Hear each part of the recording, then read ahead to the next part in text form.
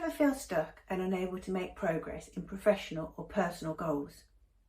Maybe you strive to do more meaningful work or get back into the workplace after a long spell away. Or maybe there's a budding entrepreneur stuck inside your corporate self. I'm Churchill, and I'm on a mission to help those career women who have really big career aspirations and goals, yet somehow seem to put blockers in their own way and end up feeling completely stuck. Why? Well, a few years ago, that was me. Truth be told, some days it still is. But actually, I recognise those sabotaging thoughts these days. I know how to deal with them, have strategies to put in place, and I want to teach every woman how to do the same. Over the years, I've worked with hundreds of women who hold themselves back, me included, and it's time to break that chain. Often, holding ourselves back manifests itself as feeling stuck, like really wanting to go for something and then realising we haven't got the motivation to go and get it. Things like a promotion, a job, or even like a healthier lifestyle or giving up certain things. You might have found something that looks really exciting and then given yourself a handful of reasons why you actually shouldn't try and get it in the first place. Or it could look like permanent worry, worrying about what it looks like if you actually got the thing. What would people think of you? Would you be able to cope with your life and your external responsibilities if you went up the chain a little bit and got that promotion, got that bigger job? So why is it that we end up feeling stuck? High achieving women often evolve out of their own position, and they can do that quite quickly, and it's only natural to want to go for the next thing, to evolve into the next best thing. But that also can fill you with complete dread. What if people think you're being too ambitious? What if you are being too ambitious?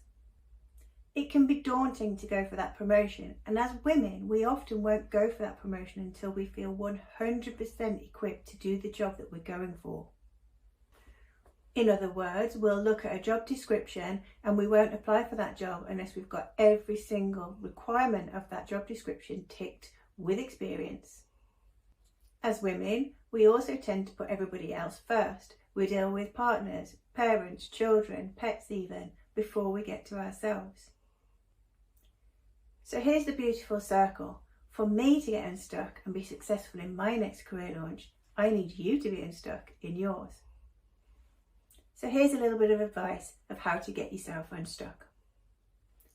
So number 1, put the brakes on and take some time out. You need to respect this time out. Book an appointment with yourself and keep it like you would keep an appointment with anybody else. This is really important. I'm a big fan of journaling, but if you don't want to give it a label, use this time to start thinking about what makes you happy at work and what really makes you unhappy at work. And I really suggest that you start to write these things down. The next thing is, do you know what your next career level is? Do you know where you want to go? If you do, start writing that down. Then, have you got a plan for how to get there?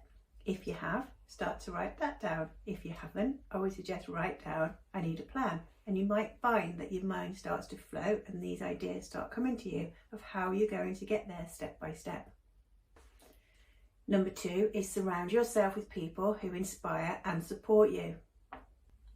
There is no space for worrying about what other people are going to think of you when you're going to aspire to the next promotion or the next career level.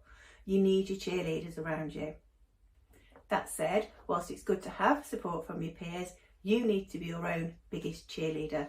Put those blinkers on and stay in your own lane, know what your own value and go for it. As I mentioned earlier, a little bit of self-doubt might start creeping in. What if you are being too ambitious? What if you're not good enough to make the next grade? Well, that's just negative self-talk, right? That's those mind monkeys being let free. So you have to deal with that. You have to argue, counterbalance it with positive thinking. If you are striving for the next career level and on a good day you know you've got what it takes, then you're not being too ambitious. You can go for it. And number 3 is get comfortable being uncomfortable. So they're all cliche phrases, but you've heard that a comfort zone is a lovely place to be, but nothing ever grows there. And that's true. If this change is making you feel icky, it's probably because the self-doubt has crept in, and that's completely natural. There's a biological system within all of us called the limbic system, and its only job is to keep us safe. And safe, of course, is where you are right now, in a job you know you can smash with your eyes shut probably, and that's where the limbic system is trying to keep you. So you've got to consciously challenge that subconscious thinking and step up and step out. And by the way, I'm not talking about jumping out of aeroplanes or walking across hot coals. I'm talking about baby steps out of your comfort zone and just into your stretch zone, which is where you can tell yourself you're safe, but you can start to make tiny changes. And number 4 is build resilience to failure. Not everything is going to go to plan first time. And if it does, by the way, I would suggest you're not taking enough risks. And failure is okay. You need to keep it in perspective, learn from the mistakes, apply them for the next time. Basically, stand up, brush yourself off, go again, with extra knowledge that you had from the failure. That's exactly what resilience is, the ability to bounce back, learn from your mistakes, start again, focus on the long game, and keep going. If this article has resonated with you, I cordially invite you to our Facebook group. It's called the Self-Doubters Confidence Campfire, a safe place to be. We are a small but mighty group of women. We're all like-minded, we all have big career ambitions, we sometimes feel stuck, we let the self-doubt creep in, but we're learning from that, we're supporting each other, and we're moving towards those goals step by step in an authentic way. There's a link to that Facebook group right below where you're watching this video, so please come on over. We can't wait to welcome you in.